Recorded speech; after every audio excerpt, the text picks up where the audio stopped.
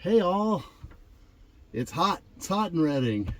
Gonna be almost 100 degrees today, and I actually love it. I have always loved the heat, like the dry heat. Growing up in central Washington, summers used to be a lot hotter than they are now, which is weird, or at least last time I checked. And I love this. It's great. Works for me. So, I've been delayed another week waiting on those tires to be warranty replaced. Which, again, I can't complain. I'm stranded at my folks' house, just like last fall. It's crazy. At least this time, I have the truck and I can run around.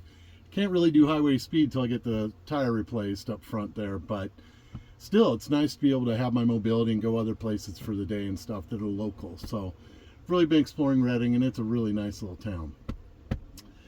But what I really want to talk about today is how in my life everything is suddenly really dramatically changing. I talked about it probably 3 or 4 videos back before I left San Francisco, how that period of being in the same town as my kids for 6 months is like, it hasn't happened since they got out of high school, and it's not likely to happen again for years, for that kind of stretch of time, that we all lived in the same spot. And now that my son is going into the Army, I will probably not see him for several months at a time, and then it'll just be a visit. It won't be like what I've been doing, where my daughter's in San Francisco and my son is in Seattle. So I'd be in San Francisco for a few months a year, Seattle for a few months a year, usually the summer, which is why I'm heading north at this point.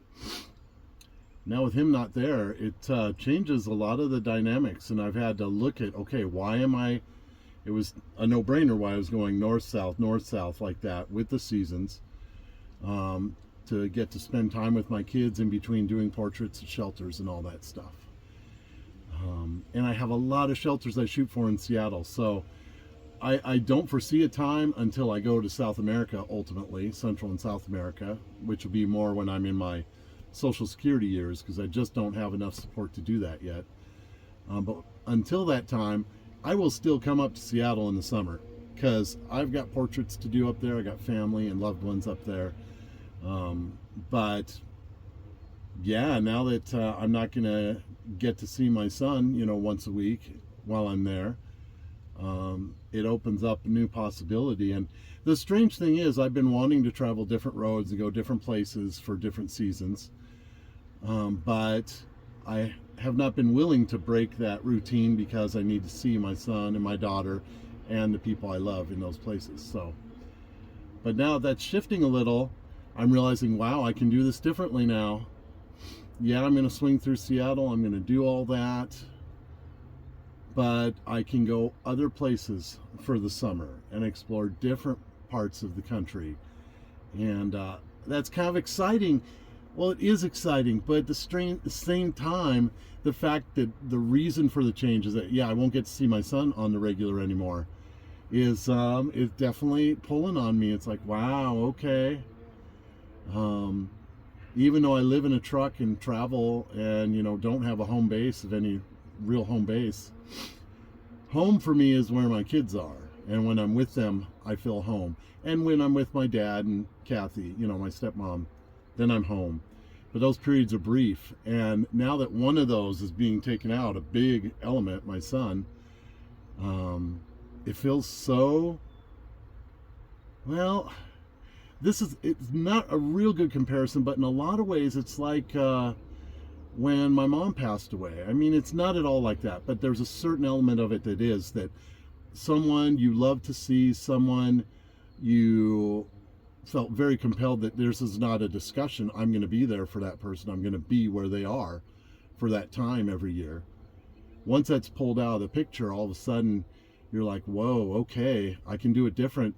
And you realize that you actually gotten very comfortable with the routine. And everybody has a routine. I don't care if you live in a van, a car, a mansion, on a sailboat, you got a routine. And when the routine gets uprooted and shifted in a big way, even though you may be excited about the potential, it's also uncomfortable.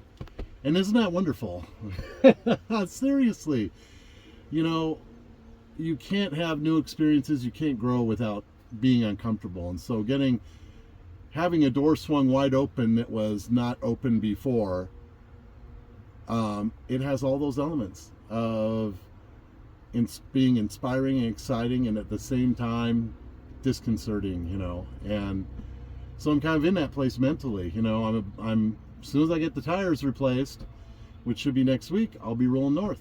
I'll be at my sister's for a couple weeks, then I'll be in Seattle for the summer. And to know that after this summer, I don't know exactly how it'll go next year. I know that in the fall I'm going to travel south, different roads than I have been in the last few years, and I'm going to go different places, and I'm only going to be in the Bay Area for probably a couple months at the end of this year, not all winter like last year. And I'm really excited about that. I really am. But yeah, I just wanted to bring you up to speed on that. Also, so cool, I'll do one more thing about this. You can see the bike seat here. I left my bike here after Burning Man. I left it at my folks' place when I was here last fall. And when I got back here 3 weeks ago, I immediately got the bike out and started riding it. And I was reminded, oh my God, how much I love riding a bike. It's great exercise. I don't have to burn fuel to go run errands and stuff. And again, I racked my brain with where could I hang the bike? How could I carry it with me?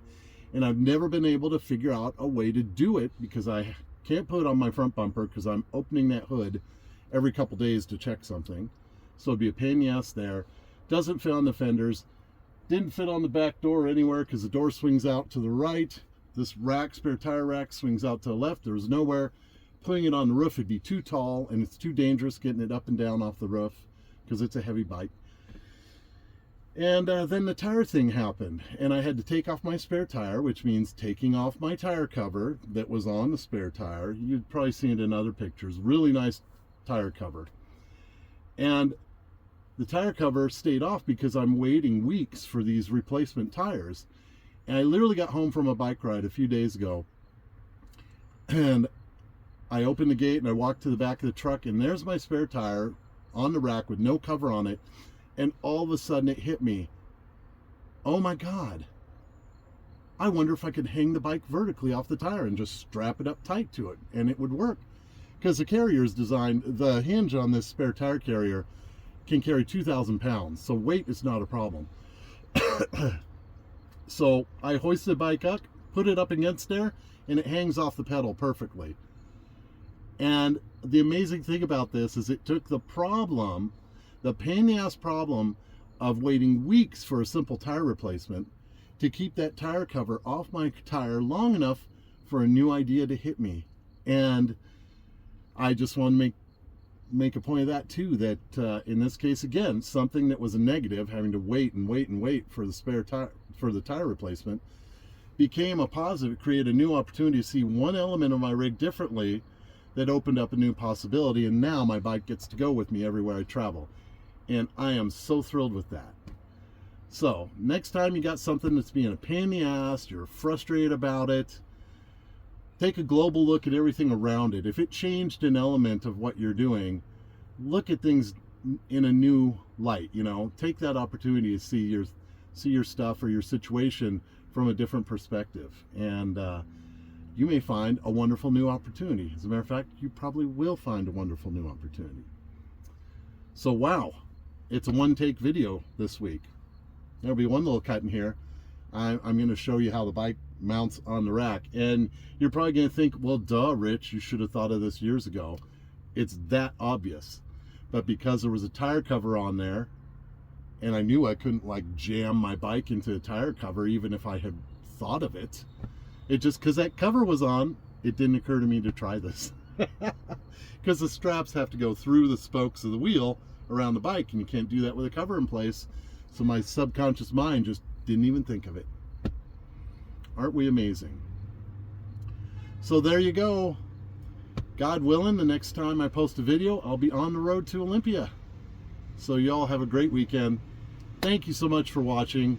I appreciate it very much. I appreciate my subscribers. I so appreciate my patrons who keep me going. I'll be back in Seattle real soon and shooting tons of portraits, so I'm anxious to get back to that. I really appreciate you guys for hanging in there with me in the transitional periods when I'm traveling. So there you go. Have a wonderful day. So here's the wonderful new solution that was so simple, right in front of my face all these years, but I couldn't see it because that cover was on the spare tire. I'm out testing it today, drive around bumpy roads, making sure nothing goes haywire. I will probably strap it a little differently, but yeah, I get to bring my bike with me everywhere I go now. I can't tell you how exciting that is to me.